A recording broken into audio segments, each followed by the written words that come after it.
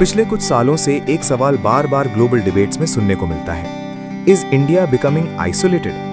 कुछ लोग कहते हैं इंडिया आज एक राइजिंग ग्लोबल पावर है, जबकि दूसरे मानते हैं कि 12 साल बाद भी इंडिया डिप्लोमैटिकली अकेला होता जा रहा है। आज इस वीडियो में हम फैक्ट्स, ग्लोबल रिपोर्ट्स और रियल एग्जाम्पल्स के थ्रू समझेंगे 12 इयर्स ऑफ मोदी गवर्नमेंट के बाद इंडिया ग्लोबल स्टेज पर एग्जैक्टली कहां खड़ा है।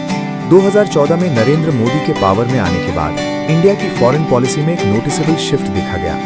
Neighbourhood first, act east policy और विश्वगुरु जैसे आइडियाज मेन स्ट्रीम हुए। गवर्नमेंट का फोकस रहा strong leadership, national interest first और एक ज्यादा असर्टिव फॉरेन पॉलिसी। लेकिन असर्टिव फॉरेन पॉलिसी का मतलब आइसोलेशन होता है या लीडरशिप, ये समझना जरूरी है। आइसोलेशन का मतलब क्या होता है? सबसे पहले आइसोलेशन का मतलब क्लियर करते हैं। आइसोलेशन का मतलब ये नहीं होता कि कोई कंट्री बिल्कुल अकेली हो जाए। जनरली आइसोलेशन का मतलब होता है इंटरनेशनल सपोर्ट का कम होना, अलायंसेस में हेजिटेशन, ग्लोबल क्रिटिसिज्म का कंसिस्टेंटली बढ़ना, नेबरिंग कंट्रीज के साथ टेंशंस। अब सवाल ये है, क्या इंडिया इन पैरामीटर्स पर फिट होता है?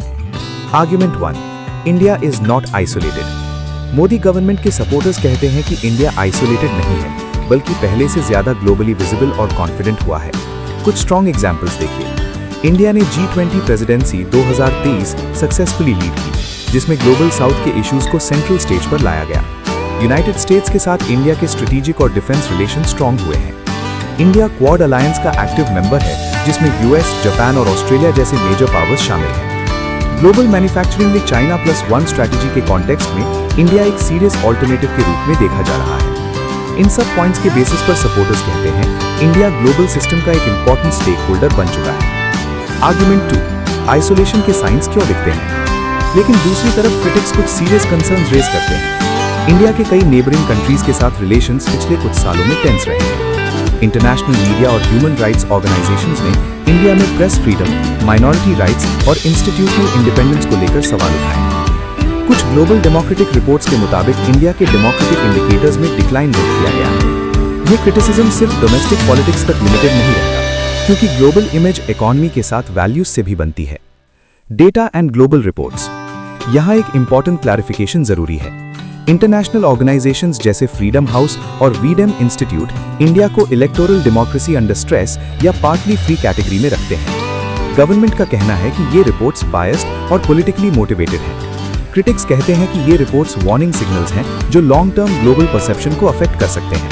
सच ये है, ग्लोबल इमेज एक सिंगल रिपोर्ट से नहीं बनती, लेकिन रिपीटेड ग्लोबल क्रिटिसिज्म को इग्नोर भी नहीं किया जा सकता। बैलेंस्ड एनालिसिस, तो फाइनल पिक्चर क्या बनती है? इंडिया पूरी तरह आइसोलेटेड भी नहीं है, ये फैक्ट है, लेकिन ये भी सच है कि India universally admired global power भी नहीं बना है।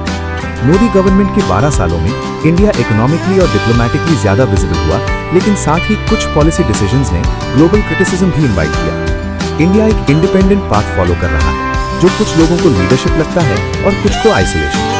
Why this matters to you? ये सिर्फ पॉलिटिक्स का टॉपिक नहीं है। इंडिया की फॉरेन इमेज का डायरेक्ट इम्पैक्ट पड़ता है foreign investment, job opportunities, global education और मोबिलिटी, ट्रेड और टेक्नोलॉजी एक्सेस। इसलिए ये सवाल इंपॉर्टेंट है, चाहे आप किसी भी पॉलिटिकल साइड पर हो। कंक्लूजन, इस वीडियो का पर्पस किसी पार्टी को सपोर्ट या अपोज करना नहीं था। सवाल सिंपल है, इज इंडिया आइसोलेटेड या फिर इंडिया अपना अलग ग्लोबल रास्ता बना रहा है? फैक्ट्स आपके सामने हैं, डिसीजन आपका है।